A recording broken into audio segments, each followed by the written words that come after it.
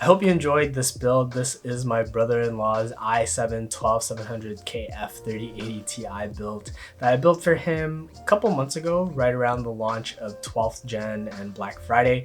I had a really great time building this, and I'm probably gonna try and build something similar in the near future if I can ever get my hands on a GPU.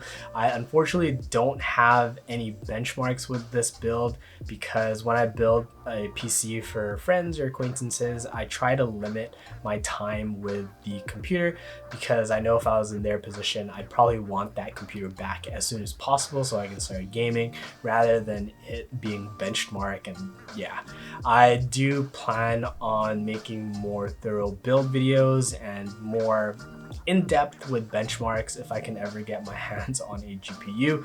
So I will try my best to get more builds out there, and if you guys want to see that content, don't forget to hit that subscribe button. I do also have my sim racing setup as well as a couple keyboard videos planned in the near future, so stay tuned for that. If you have any questions or comments, feel free to leave them down below. Hit me up on Discord, or you can find me streaming on Twitch every Wednesdays and Saturdays now.